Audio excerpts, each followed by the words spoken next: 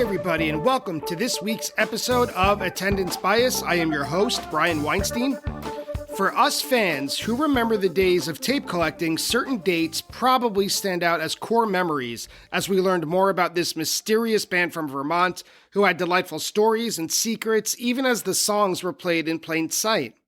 A key puzzle piece to understanding the lore of Phish is the entire notion, the story of Gamehendge, Trey's senior year thesis, and the genesis of several fan-favorite songs. Once tape trading and the internet in general became more accessible to fans, one date, even among all of the Gamehendge shows, stood above the rest. March 22nd, 1993, at the Crest Theater in Sacramento, California. Today's guest, Mikey Reppy, was one of the few fans in attendance for that show, and he also played a key role in sharing the soundboard recording with the emerging online Phish community at the time. So if you came across the soundboard of the Gamehendge show from the Crest Theater while you were collecting tapes, it's almost certain that Mikey had a hand in getting it to you somewhere along the way. This is the second Gamehendge show that has been discussed on Attendance Bias, and it comes with the caveat not to ignore set one. There's lots of good stuff before the word Gamehendge is even uttered from the stage. But for now, let's join Mikey to talk about sharing set lists before the internet, Fishman's Woodblocks, and much more as we discuss March 22nd, 1993 at the Crest Theater in Sacramento, California. Mikey, thanks for joining me today on Attendance Bias. How are you? I'm good. I'm glad to talk to you. I'm glad to talk to you. No one has brought up a show from this tour, I don't think, ever on this show. And I've covered just one other Gamehendge show, and that was the one that was a year later at Great Woods. And there are, even though it's almost the same exact second set list, there are wide differences between that one at Great Woods in July of 94 and this one, show today, March 22nd, 1993 at the Crest Theater in Sacramento, California. So this was a big show. It was one of my first tapes ever. Wow. So I have long memories. I wasn't there, but I have memories of listening to the show, of getting the tapes. So I can't wait to hear about what it was like when Phish was still relatively new-ish to Northern California. You know, it was a pretty meteoric rise, but this was early, middle, and even on this tour, the show was small and out of the way. Yeah, and that's what I'm excited to hear about, because by the time I first got to see Phish, it was already at sold-out Madison Square Garden. So exactly. I'm excited to hear about what it was like to be in a crowd when most people either did not know or it was a very small amount of people who did. So right. I'm very excited to hear your impressions from back then. But before we get to the show itself, let's hear about who you are, Mikey, as a fan with the Attendance Bias Lightning Round. Attendance Bias Lightning Round. So, Mikey, when was your first Phish show, and what do you remember from it? My first Phish show was 10/18/91 at the Great American Music Hall.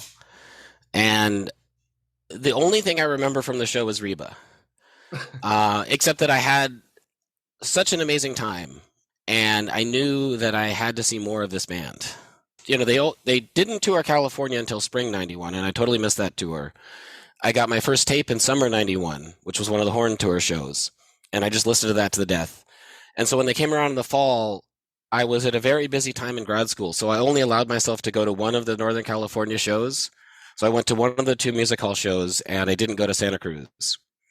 And then a couple of weeks later, I failed my candidacy exam, so limiting my show-going thing was for no good. And after that, I basically said, well, I should see every show I can.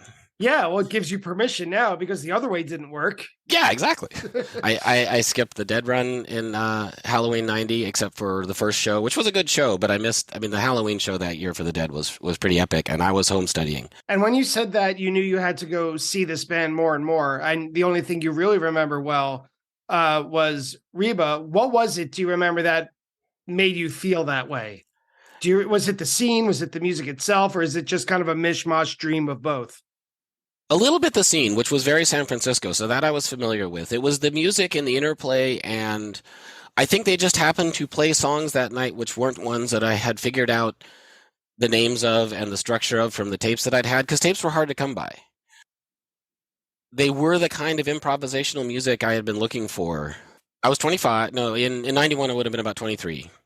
I first saw the Grateful Dead the very end of my college career, about a year and a half earlier, spring 90. And I was transfixed by the idea that there would not be a rote set list that an ordinary rock band would play. And it would be, this huge song catalog, improvisation. You didn't know what you were going to get, a huge friendly crowd. And once I saw the Dead the first time, I was like, this is what I want to do. So then I started obsessing over the Dead. And I moved to Northern California where they played a lot. So I could see a lot of Dead shows. I started seeing Jerry Band shows, the Jerry Garcia Band. And that was sort of my nexus of improvisational music was the Grateful Dead and Jerry Garcia Band. I got into tape trading. And I was listening to Phish on tape, and it sounded good. I just didn't know what it would be like live. But when I saw it live, it was like, this digs into the progressive rock roots and the sort of Frank Zappa type weirdnesses. That goes a very different direction for improvisational rock than the Grateful Dead, which is just so rooted in country and Americana. And Jerry Garcia Band is just so rooted in, I think, pretty much Memphis soul and blues kind of music. And also Motown. Motown, exactly. Yeah, a lot of Motown. But it was also fairly new because it was, 18 months from my first Grateful Dead show to my first Phish show. And prior to seeing the Grateful Dead, I just saw rock bands. Like I was into classic rock and heavy metal and some speed and thrash metal. And all of those shows I enjoyed. Like, one of my first favorite bands was Iron Maiden, and I love them to this day. But they don't change anything. They write their show and they play it. And once you've seen it, you don't want to see it again. I saw the Grateful Dead, and I was like, I haven't seen enough. I saw them again the next night, which was an accident that was fortuitous. And it was exactly the same and completely different. And I was like, all right, this is what my music going psyche. I mean, I essentially stopped buying commercial CDs. 400 or 500 CDs that I've been collecting through college. I just let my friends rampage them. My roommate borrowed 50 CDs from me in 1990, and I said, I don't ever need them back. I've listened to them. I'm never going to listen to them again. And this was long before Apple Music and Spotify, and you could listen to anything you wanted. Because, I'd gotten really into progressive rock in college, and they had, heavy metal roots, they had progressive rock roots, they had weird rock roots, and it all came together. They immediately leapfrogged Jerry Garcia Band, as if Jerry and Phish played in San Francisco on the same night, I would go see Phish. Like I left that first show saying, okay, Jerry, I love you, but you're now third tier. The Grateful Dead in 91 were playing and Phish was playing, I would see the Dead. That wasn't until 94 that I changed that one. Right. Well, yeah. If anyone who's listened to both bands in 1994, exactly, I think could understand that. Well, fast forward though, that first show was in 91. What was your most recent Phish show? What did you think of it? Sunday in Mexico. I loved it. It was, it was the first time I went to Mexico. My wife and I went for this run, and I sort of knew what to expect and sort of didn't know what to expect, just because I talked to some people and heard about it. But we both had a phenomenal time. Like we wanted to go and relax, and we loved staying at the all-inclusive resort. I loved the idea that I could walk in and out of the venue barefoot, and it was warm. I could wear shorts and a T-shirt and a hat. And then particularly that Sunday show where they started early in the daytime set, we were on the edge of the beach watching people splash in the waves finally. The sound was really good by the beach. We were not crowded. And there was nothing to look at on the stage because they were in such bright sunlight. You could barely even see the TVs, much less that. But I watch the lights. I don't really watch the band members anymore. And I think Friday was the strongest show in Mexico. That was my favorite personally, but I thought Sunday was probably my second favorite. I would agree with you on that Friday. Sure. Yeah. To me, it would be Friday, Saturday. But, when you're weighing different shows in Mexico, it's really just, exactly, robbing Peter to pay Paul. There's really there's only certain subdivisions of great that you can get to. Yeah, no, So, certain things about Sunday were elevated it above Saturday for me, and I'm not even sure what it was. They play after Everything's Right on Sunday. Now I'm even forgetting I don't think so. I think they played it the night before, but I have the fact check, so I'll check. Anyway, but it was also me reflecting. Here I am in a foreign country, seeing almost my 200th Phish show, and I love the music, even if it's a song I don't love, and we talk about those in a few minutes. I love the experience, and having it be in Mexico and be that kind of vibe on top of that. I am a generally very positive person. I can only remember not having a really phenomenal time at maybe one or two Phish shows out of almost 200. What they call it, Coventry and Curveball? No, it was the very first Summer 95 tour show at Cal Expo in California. Was a really lackluster show. I still had fun. but I knew it was crap. Well, aside from Phish, I think you may have answered this already or implied it at least. What band or artist have you seen the most? Is it the Grateful Dead or Jerry Garcia band? It's the Grateful Dead. I probably managed to catch about 100 Grateful Dead shows between spring 90 and I saw one in 95. If you had to pick a Grateful Dead attendance bias show, what would it be? Ooh. Sorry, I didn't mean to stump you. Yeah, no, that's fine. I should have a better answer. It was probably my first two shows because they were the only ones I saw with Brent.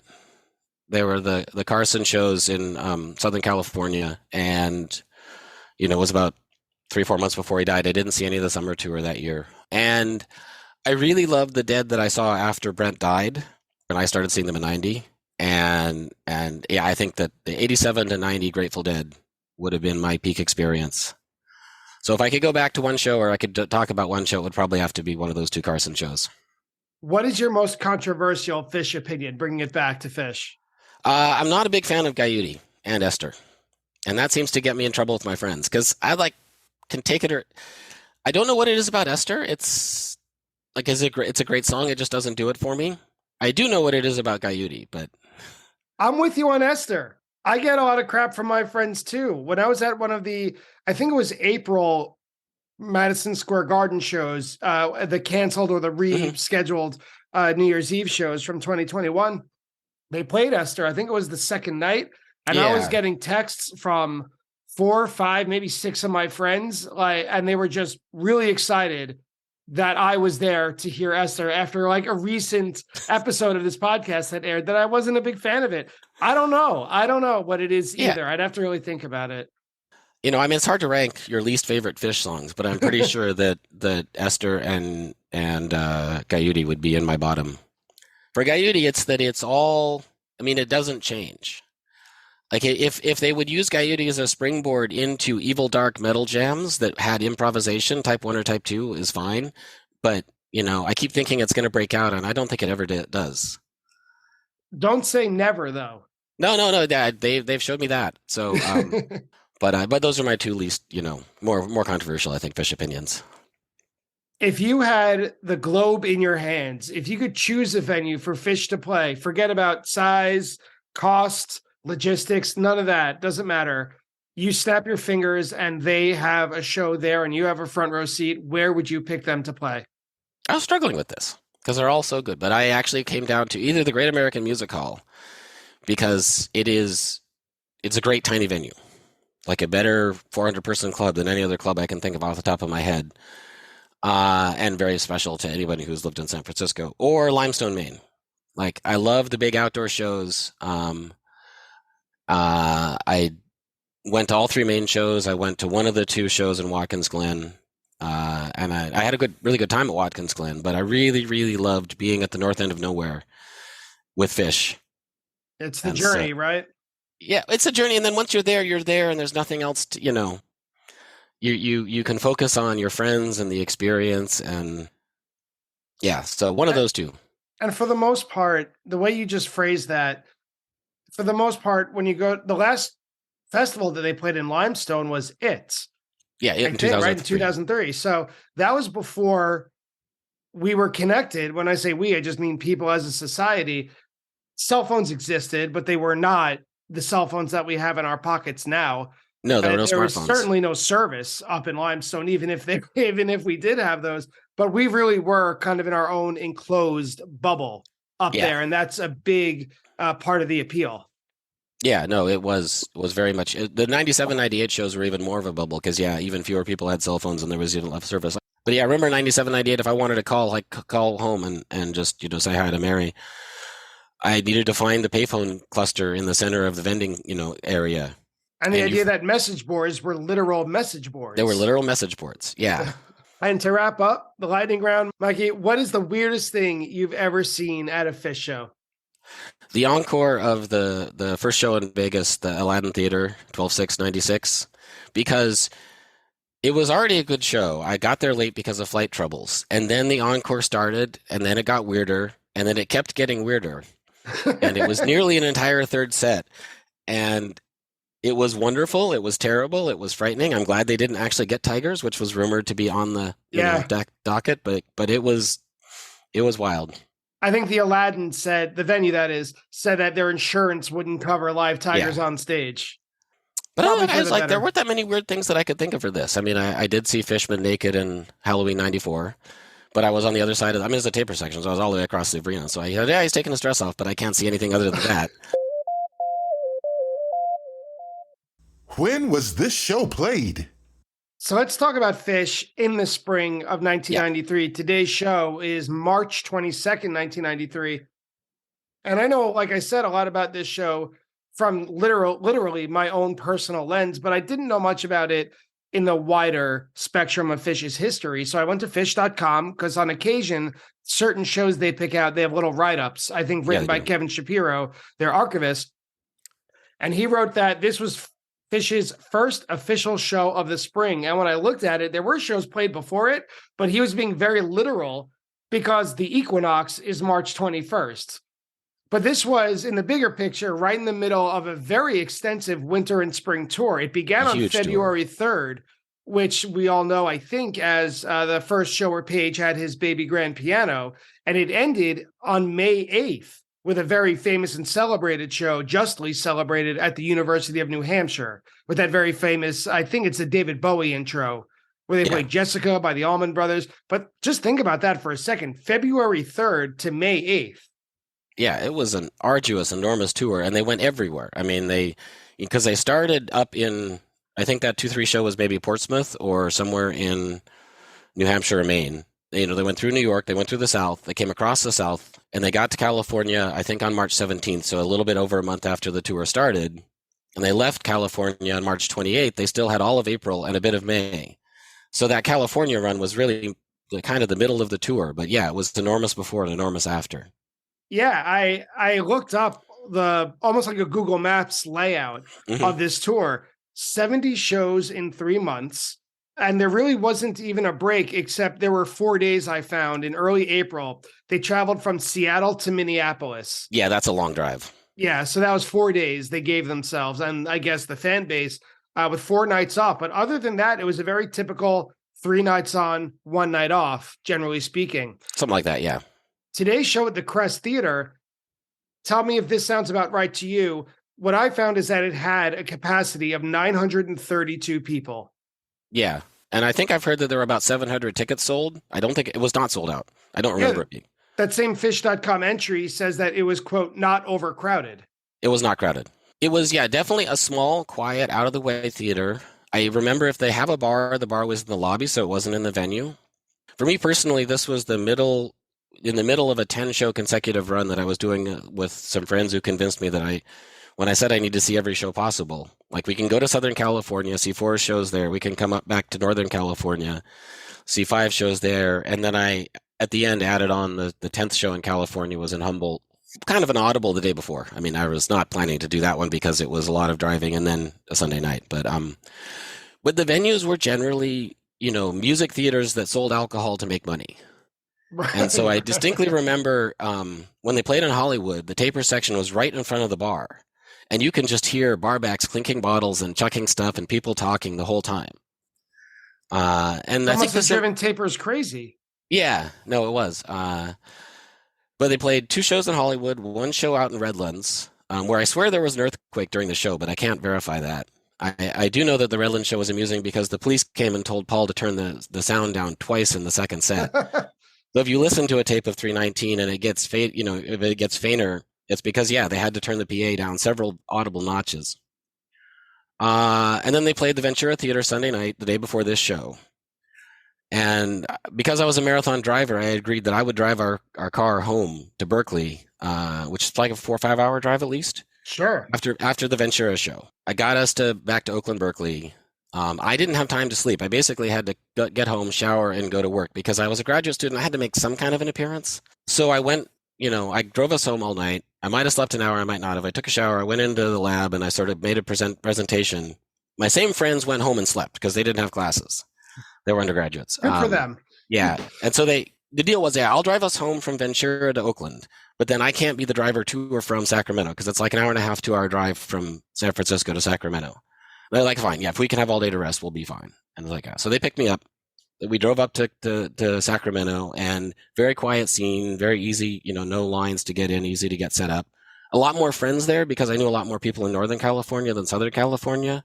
And I remember I somehow must have loaned my DAT deck to a friend who would run it for me because I was on the sort of floor pit area, not on the stage, but probably 3 to 5 people from the stage rail area. I remember there being sort of a flat open area at the front with some friends from Santa Cruz and the people I was traveling with and maybe my old roommate. And I was exhausted because I would imagine. And also the fact that you took such care to set up your taping rig, this show in particular, it should be noted, was leaked by the band.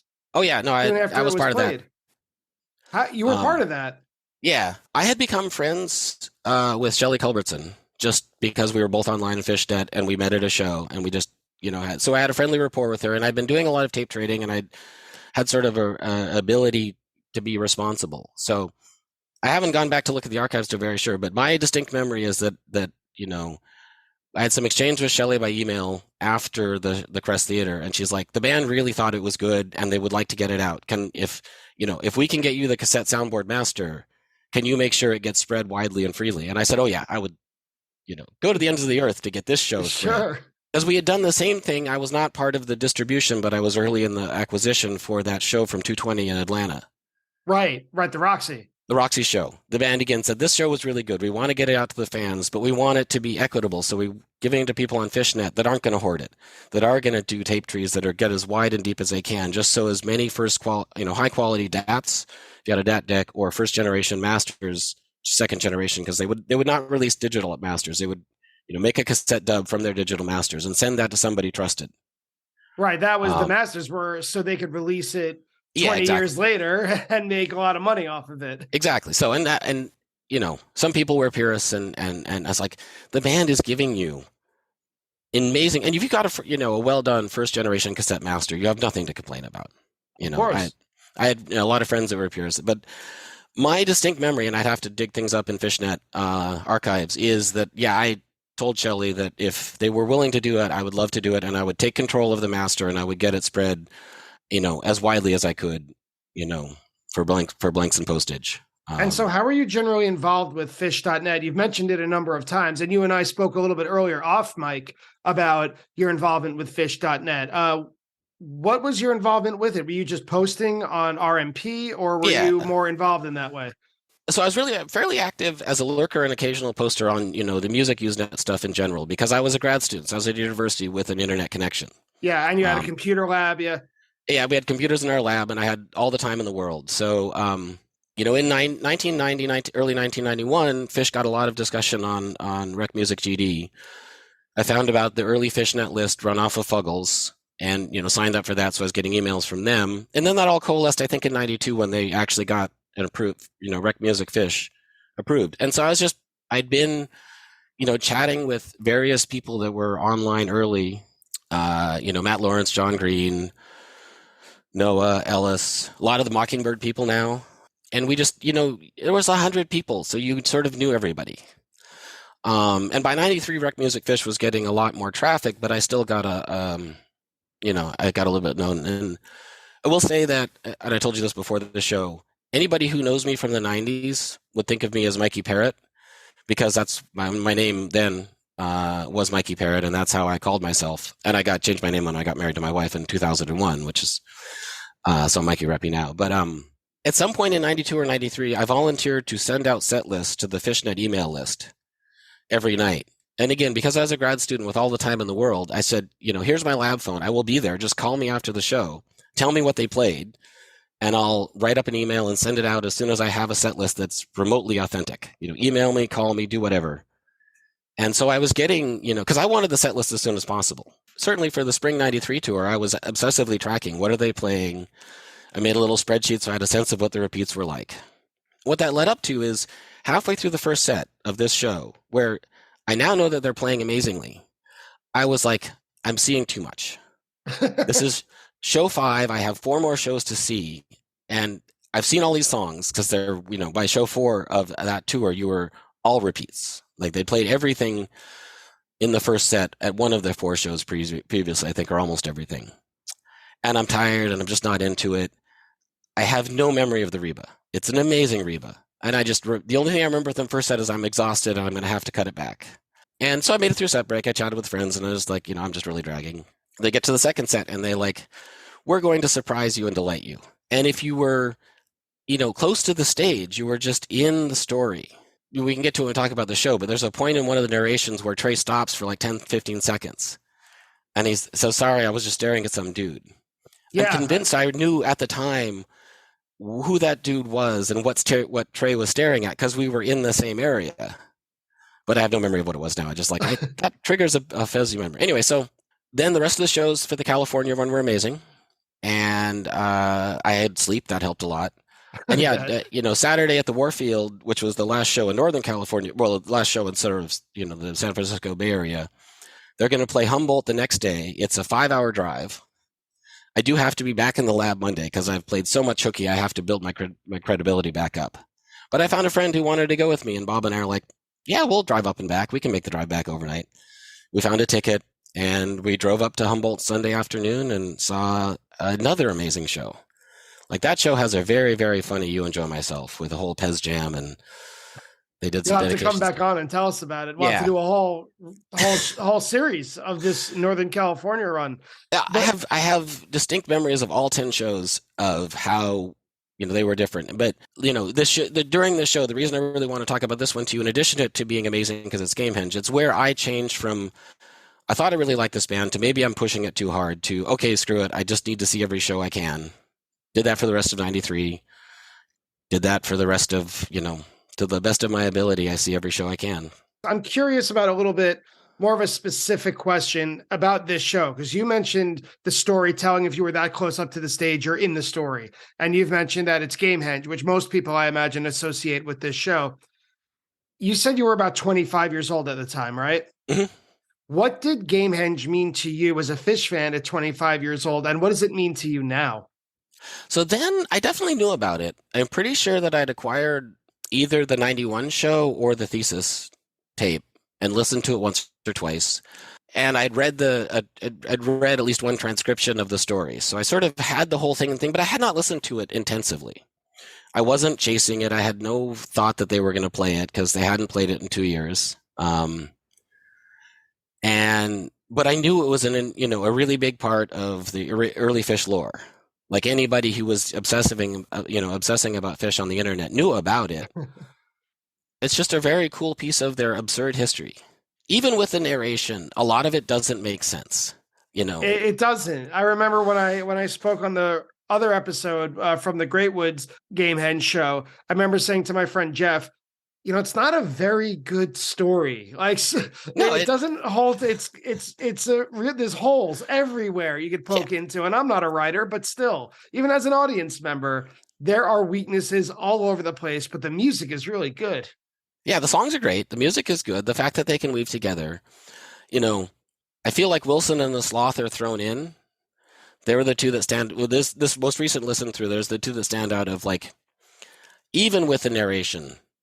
It's pushing to say this is actually part of the story, and you're not just basically bluffing people into believing that they're part of the story, right? And maybe AC/DC Bag, because again, it's related to the story, but does it really tell the story? Whereas things like Lizards, Tila, of course, Forbin, Mockingbird, and to a large degree McGrupp really do play central parts of the story. But no, it doesn't make sense. But it is so cool that it is something that Phish people know. And the band knows that it's like the rest of the world will just never understand. Right, and that's what makes it special. Yeah, I mean, I say that the crowd in front at the Crest Theater, enough of them knew about it that they were onto it immediately and really, really attentive. And I guess the rest of the theater went along because it's just drop dead silent. Set 1. Well, let's get into it. Before we get to Gamehendge, let's talk about set 1, because Gamehendge was set 2. There's a whole set of Phish before the word Gamehendge even pops up. So they open with Chalk Distorture, which is a great way always, then and now, to kick off a show. It's a very straightforward version. Page, I think, is what jumped out in my ears when I was listening with his piano and organ simultaneously. And I had that image of him on his stool where, with one hand on one keyboard, his other hand on another keyboard. he must have been so invigorated this tour with his new baby grand piano. You could feel it. You could hear it right away. Yeah, because he had the same, sort of square layout when it was the electric piano. And he was still doing, because it's Chalk Dust 1991 anyway, but, definitely they were playing, a lot of these songs on the 92 tour, and Page was doing the same thing with the two keyboards, when the song called for it. But he had the electric piano sound. But yeah, no, I felt like he played a lot more acoustic piano than electric piano on the same songs. I don't know this for sure, but I think he just, like you said, he really liked that piano and he really wanted to play it when he could.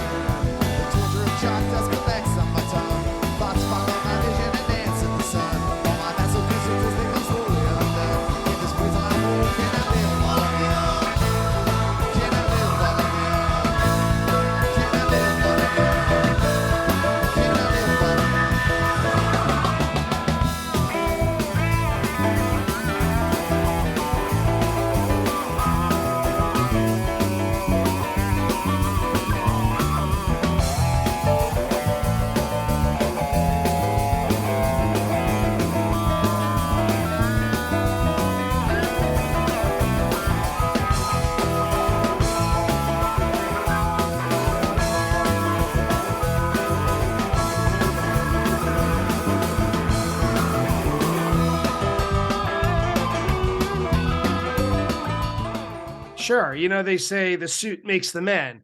When you're planning, you dress up a certain way, like for a job interview, let's say, if you're not feeling confident, but then you put on a new suit or you dress a certain way and you see yourself in the mirror, then you say to yourself, oh, yes, I am good enough for this job. I feel that's Page with his new piano. Yeah. Yes, this is how I should sound. So this is how I'm going to play. Yeah. And then they go right into Guela Papyrus first. And this is where I noticed, thanks to you, I think, that the soundboard mix of this show is just fabulous. Like they're playing around a little bit with the intro. And then this is the first time I noticed the reverb or the delay of the vocals, which I think is a real trademark of 1993 tapes.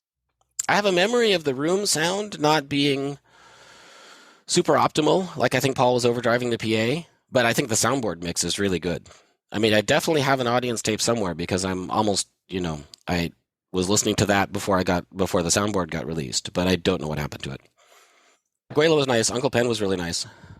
Yeah, Uncle Pen. I think I say this in almost every episode, but I'm glad that they've never really dropped bluegrass from their repertoire. 2.0 maybe a little bit, but still, for the most part, they're almost always playing a bluegrass song somewhere. I wondered at this point, I know we're only 3 songs in, are they kind of showing all of their different styles and their chops for a crowd that may not be ultimately familiar with them in Northern California?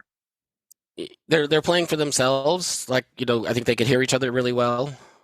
And so they're like, the crowd will go with us or not, but we can hear each other. We want to play these things. And the thing I really remember about listening to the first set is they felt very tight, very on top of things. I don't remember hearing any flubs at all, which were not that common in 93 because they were still obsessively playing and practicing. And recording, yeah. Hoist was the fall of 93. It was after the summer tour. They went to Los Angeles and recorded Hoist. And then it's a digression, but they'd finished it before the New Year's Eve tour. But there was no shows between the end of the summer tour and New Year's Eve because that's when they were in Los Angeles doing the recording. But to your point, they were almost never not playing. They were just never that, yeah. And at this point, like we said at the beginning, they're right in the middle of this marathon tour, so they've been playing a lot really recently. That's what I really struck when I listened to this show closely, especially the first set. Yeah, every single song is tight. It's interesting. Mike is doing things that I don't think I really heard him do in the room because I think he's undersung. I love him. I'm always obsessed by bass players, but Trey and Phish and Page are so showy. Yeah. And Mike is not as showy unless it's the beginning of Weekapog or things like that. But I was struck by a lot of Mike's fills and plays and notes and styles it was a soundboard, so it's getting a good bass sound. But yeah, he's on top of the game, and I think everybody else is. So my best guess is they could hear themselves really well on stage. The monitors were good. The room was quiet. They weren't getting a wash of sound. But I suspect, they're playing for themselves more than the crowd because they're not getting much. I mean, people are cheering at the end of songs, but they're not. It was a lot more raucous at all the other shows I saw. Especially in the next song when they played Stash. It's, by the way, Fishman is still playing the woodblock fills. Yeah. We're still, I if still not miss a those. year, but a little bit, maybe about half a year until the claps. But Fishman is still playing the woodblock fills. And this was, I wrote, an early example of stash chaos right in the middle of the jam. Mhm. That they were still kind of figuring out what to do with this song, but it's approaching the madness that we would come to recognize with it in 94, 95, and so on.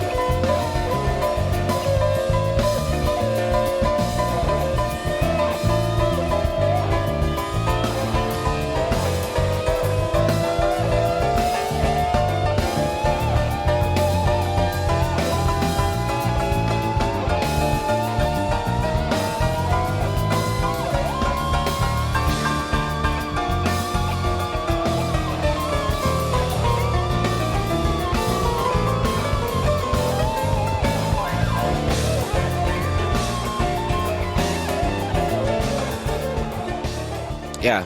So it was after, well, let's go another couple songs, but Okay. somewhere in here is the point where I said, I've had too much when it was live. And I'm just listening back to it now and going, how could you have thought that? But, history is.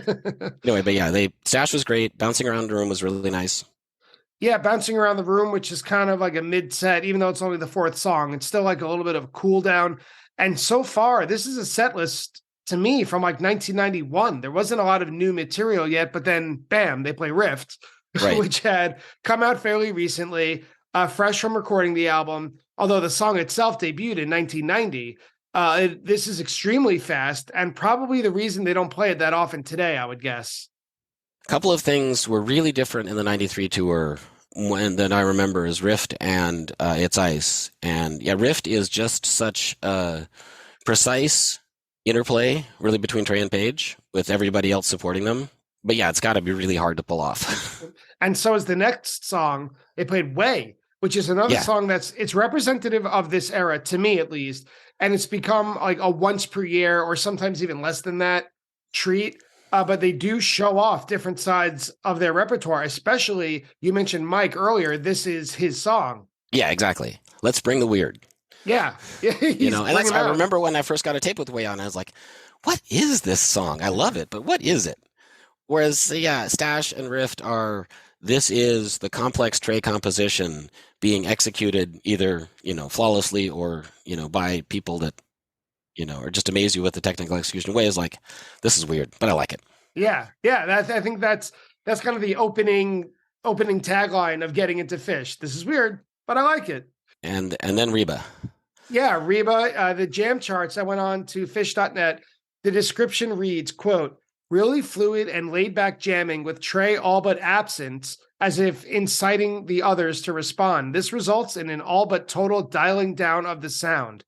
I don't know if I agree with that. There's more to it there, but Trey does kind of get a little bit quiet, and I see what they're saying at about 7 minutes. I could barely hear what's being played. There's like a soft drum beat. It's almost a silent jam. Trey is not like out of it. He's definitely leading the way, but there are a lot of rhythmic shifts and wonderful, wonderful melodies before we get to the usual Reba ending.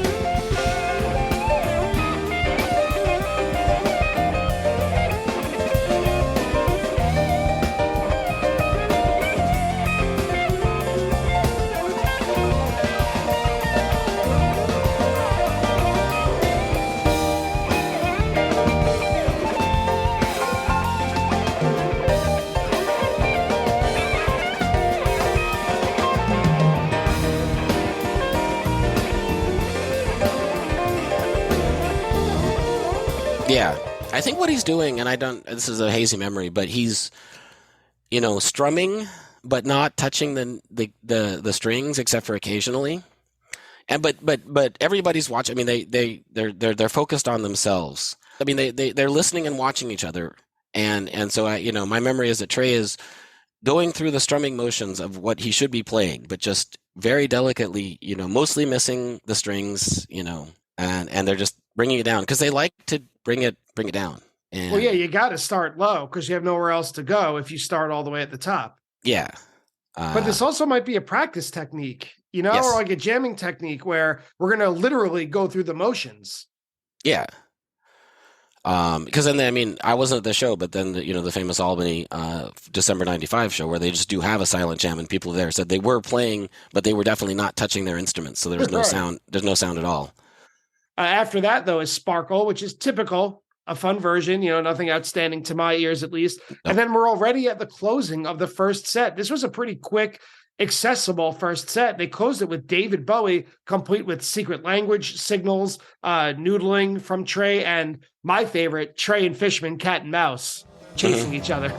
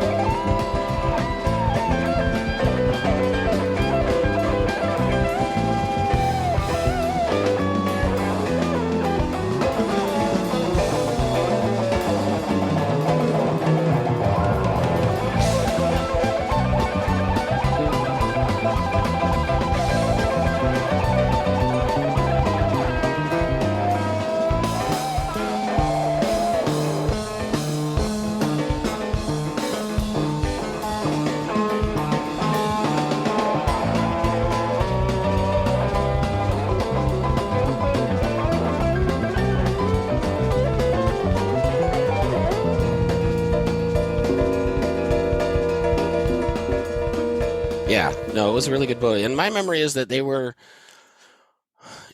sort of rotating between Bowie, Antelope, and Cavern to end the first set in this tour pretty commonly.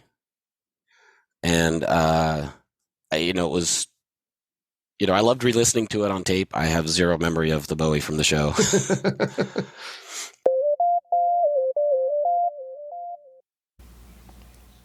Hi, everybody. Brian here to welcome you to the set break of today's episode of Attendance Bias. First, thank you for listening. And second, just a quick reminder to tell you that even though Attendance Bias comes to you for free, it does take a lot of work and it does take quite a bit of money to keep the lights on here at production. So I just wanted to ask a small favor if you could support the podcast in any number of the following ways. If you could leave a review or a rating of it on whichever podcast app you use. If you could spread the word, telling a friend or someone you think may be interested in it about it. Or probably the most concrete way is to go to www.buymeacoffee.com/attendancebias and donate however much you can financially to help with the continuing costs of Attendance Bias. So thank you again so much for listening, and I hope you enjoy the second half of today's episode. Set 2. Well, set 2 is where things... Set 2 is worth it, yeah. Yeah, set 2 is where people speak about this show. They open with Golgi Apparatus, which is typical. This is not about this show per se, but I'm wondering, can you think of another song in Phish's repertoire that has been more consistent, literally from start to present day, than Golgi Apparatus? It's never been out.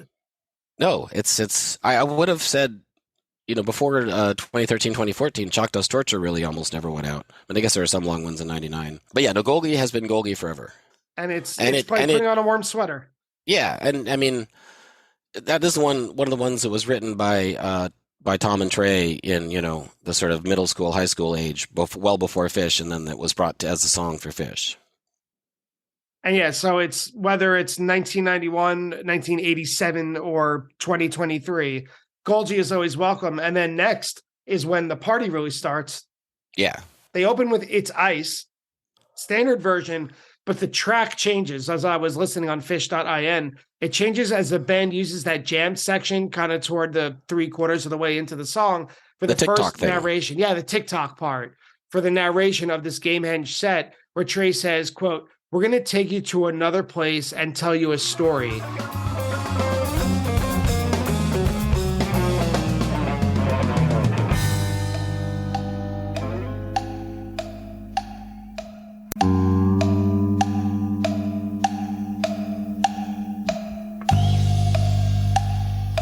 At this point in time here, if you guys can come with us, we're going to kind of take you to another place and tell you a little story.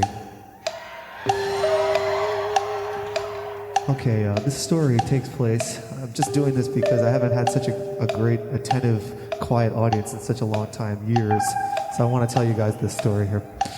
Okay, what we were just singing about there in that last song here is this thing where the guy is skating out in the middle of the ice, and he's sort of attached to his mirror image on the ice, and he starts to have a battle with his mirror image, and his mirror image reaches up and is trying to drag him down into the ice, and right now we're kind of sunk down into the ice, below the ice, and down in this ice here, we're going to kind of travel down into a different land. Now, if you come with me, please kind of picture off in the distance here, green fields. And that they haven't had a quiet, attentive audience like this in years.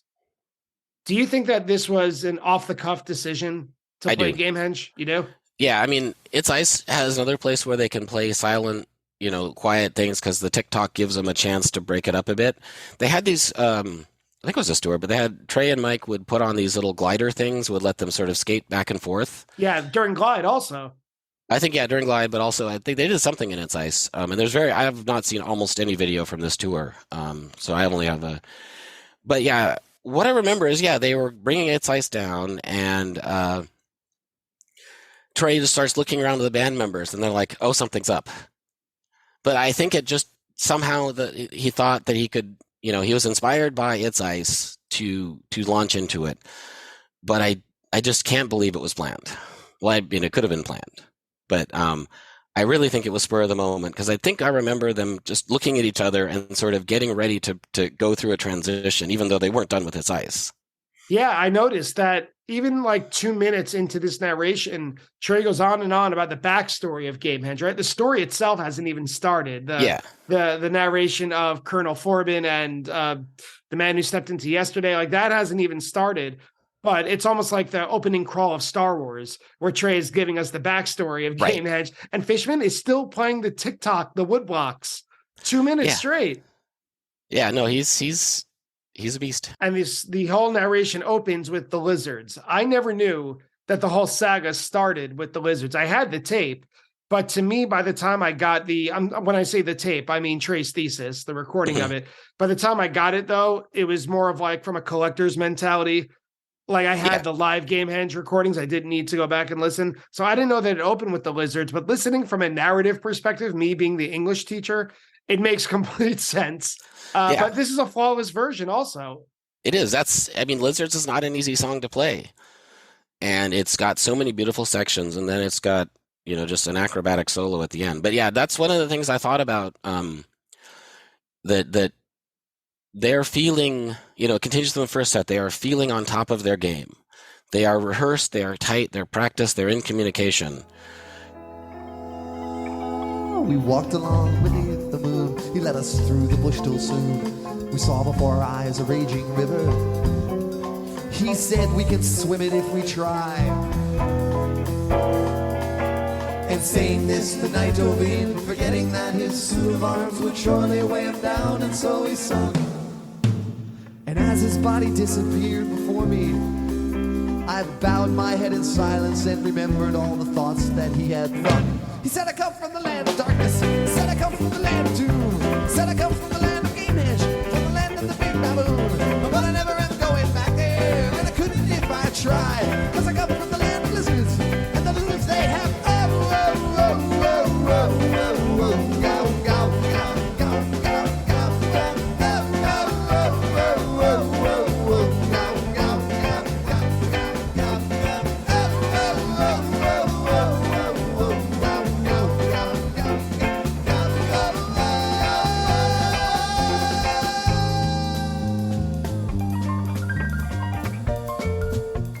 because I think we'll talk about them each as we come along. I think they just nailed essentially the canonical version of every single song in the core saga that they play this night.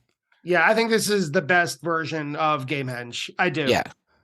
But no, the Lizards was very clean, very beautiful, and the crowd was just into it. At least the people I remember in the front pit area were like, oh, this is awesome. We're going to just hang on the rail and just soak it in. Well, I wrote as a note during the Lizards, it sure sounds like everyone knows what's going on and how special it is. I was wondering if it was just a matter of the recording, like the people around the mics were so excited, or the vibe in the room itself. I would really be interested in finding an audience tape to hear what it sounded like, from further back in the room. But my memory is that all of the people that were on that front pit area, because it was general admission, so there were, no seat assignments, and were people that were into it and either knew about it or knew that it existed even if they didn't know what it was. And everybody else, I guess, was respectful enough to go along with it. I mean, there was some talking, but not anything like you would expect at a normal show. Right. After the Lizards, there's a little more. I mean, there's narration in between every song. This really is story hour with Phish. And but after the Lizards, Trey is telling us about the characters. Now he's setting up character development with Rutherford the Brave, and he's recapping, I put in quotes, plot of the Lizards. But he is setting up Tila as a love song of Gamehendge, which, good for him. I'm saying as the English major, good for him for introducing the love component to his fairy tale, and that they start playing Tila, which is laid back and I almost dare to say slower than usual, which is you don't say often for Phish in 1993. Yeah, no, they were not slow in 1993. But they are very well dynamically paced. They were playing with good dynamics. That's the thing, is I think that they, I think Fishman was in control of tempos, and he's so amazing with that. But they were just, again, the thing I said is they must have really been able to hear themselves. So they're, good sound on stage that they can hear what's going on with each other, and a quiet room. And them having played so much in fall 92, early 93 together, that they just know everything. Everything is burned into their brains. There's nothing that's rusty.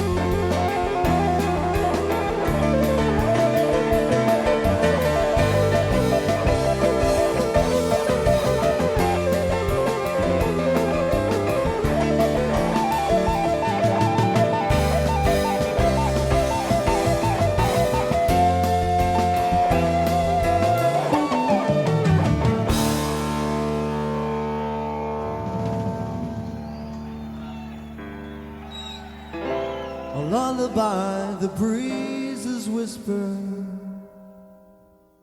Yeah, I like that you said that they were playing well together on stage and it sounded good on stage. I thought it sounded and this is probably a stretch, but sounded like a pit band, like they're theatrical, but no one person is overpowering the rest at the end of this Tila, which is extremely complex. You mentioned way earlier that you were at the time, maybe still are, into speed metal, which and progressive rock. You mentioned Zappa. That takes a lot of skill and a lot of attention. The end of Tila is both of those things.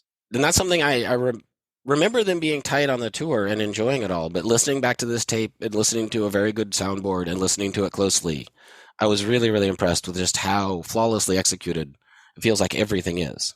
So after Tila, there's a little more narration. They use Wilson, though, as the background music this time. Right. They give Fishman a break on the woodblocks. And this is where the Rutherford is the spy plot thread comes in. And this is, in my opinion, this is really where the narrative falls apart, where now it's just, we're just going to play all these awesome songs that are kind of interrelated, have a similar vocabulary, and in one person's head, it makes sense, but maybe not in everybody's. I thought that because I'm a big fan of The Who, and Tommy is one of my favorite albums, as well as Quadrophenia, and I'm sure they make perfect sense to Pete Townsend.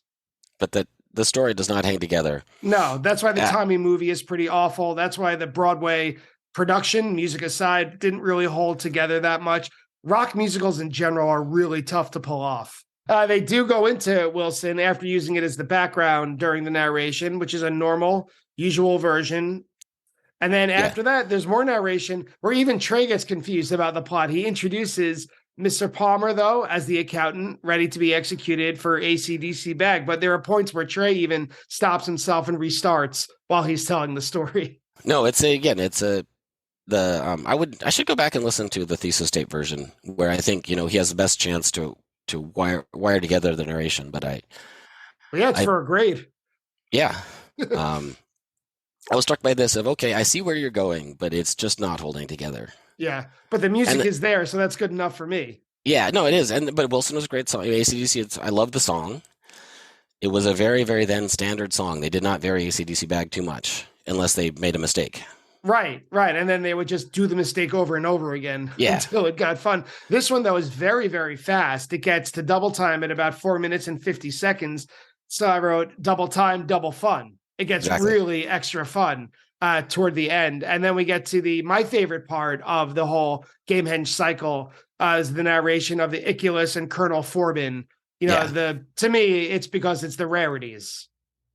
Yeah. That's what I like. I mean, Forbin Mockingbird was definitely a lot less rare than super rare now. But I feel like it was played, once every 10 shows in 93, 94. I'll double check that. I always considered them, unless you're in like Burlington in the late 80s or mid 80s, I always considered them to be rarities, but I hope you're right. I hope there's a lot more to be found then for me to listen to. Yeah, I think they were not, they were playing Mike's song and You Enjoy Myself at every other show on this tour pretty much. So those were just, super repeats and you can love that. But I really think that there was at least one other Forbin Mockingbird on this 10-show tour.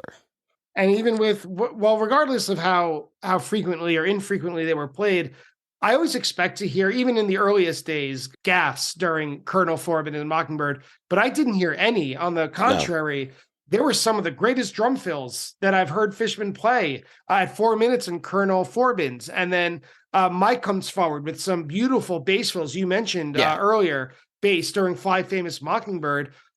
I don't know. I thought that he's barely been present for most of this set because this is Trey's show. Let's be honest. Gamehendge is. But during Fly Famous Mockingbird, Mike makes his presence known. He spoke so slowly, saying, he said,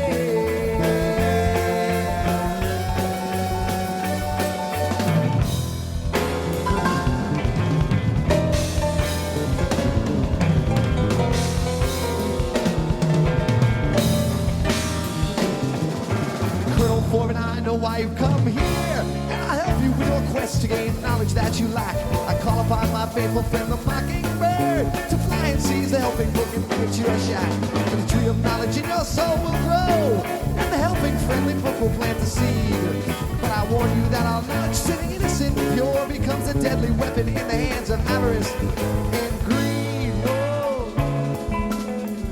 the sacred greed will be yours.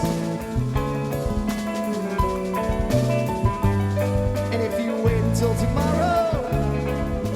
And I liked also that the audience isn't even applauding after each song. They're just present. You can almost feel that the audience is there, even though they're not clapping and going crazy after the conclusion of every song, because the story isn't over yet. Right. No, there, enough people are aware that the story is continuing on. It was amazing to be there. But you can see why, after having experienced that live, you could sort of say, all right, this band is capable of producing something unbelievably amazing for people who are there and in the know. And I want to know more. And I want to know more. I want to see more. Yep. The next narration brings in the sloth, introduces who the sloth is, and another perfect rendition of a song that we all know and love. So this is the point where I wrote in my notes that this is the best all-around Gamehendge of all the 5 that they've played. But up to this point, it's only been 3. Live, that is. Right. And, they planned to do it, I'm pretty sure, in 88. Because they do it all in order. When they did it in 91, I think it was a spontaneous, because it's a little bit out of order, and then they get going. Also on the West Coast, it should be noted. In Olympia, yeah. Yeah. After the sloth, they bring in McGrupp, where Page finally gets a chance to shine, in this set at least. We mentioned he was great in set 1, but Page finally, at about 5.5 minutes, Page's beautiful piano sounds wonderful in McGrupp. It's a really wonderful McGrupp. Yeah, no, and Page is great. I mean, he's just that amazing of a pianist, and it's a great song. And it's a mature song. I mean, if the lyrics are silly, the structure of the song and the harmonic groove of it, it's very mature. It sounds like a different song with different lyrics, at least, could be written and be taken a lot more seriously than McGrupp would be by people outside of the Phish world. Right. No, it's one of the best, compositions. And so with that, Gamehendge is over, but the set isn't. They close with Mike's Hydrogen Weekapog. You must have been going out of your mind. We were going out of our minds, and I forgot when I went back and listened to it a couple of times. I was listening to the show. They don't give any. I mean, they finish McGrupp and they launch Mike's, and there is, it's not a segue in that they don't link them, but there's no pause. There's no stopping for applause. There's no saying this is the end. I mean, Trey had said before McGrupp, there's a bunch of other stories. This one will wrap it all up. So he kind of indicated that this was the end of the Gamehendge song, but they logged it. And we were all expecting a Mike song again because if you were in the know, or you paid attention to the set list, they were playing it essentially every other night. Mm-hmm. And so they hadn't played Mike's song the night before in Ventura, so it was due. You Enjoy Myself was played in Ventura, and it was, not due. A friend of mine from Santa Cruz, a couple of people we knew just from Jerry Garcia band shows, shout out to Henry and Bill. Before the show started, one of them shows us this huge doobie and says, "This is the Mike song doobie. When they play Mike's, we're going to spark this up and everybody's going to smoke it." And like halfway through Gamehendge, we look at him like, I saw him looking at the doobie and said, I guess this is going to have to be saved. And so we were just, in addition to the release of having had Gamehendge for, the little cluster of 4 or 5 people I was with, we're just overjoyed at Mike's song. I have to imagine. And during I Am Hydrogen on this recording, this was the first time I heard the audience. I even heard a bottle clinking. Yeah. This version sounds, I don't know if it was just me because I was so thrilled after hearing Gamehendge and a Mike song, but it seemed a little more casual than usual. I Am Hydrogen. Mm-hmm. Yeah. You could hear ambiance in the room. Yeah. And there's, Hydrogen is a song that gets a lot of ambiance just because it's, the in between two monsters, and it's quiet and it's beautiful. But there's so many times you can't hear it. And this one, at least you can hear it well. And they closed the show, or the set, I should say, because there is an encore. They closed the set with Weekapog Groove, of course, with an awesome Mike-led melody before he almost backs out completely. Like Mike is all the way up front, and then he's just all the way back. All right, back to my job. Just playing the bass line now.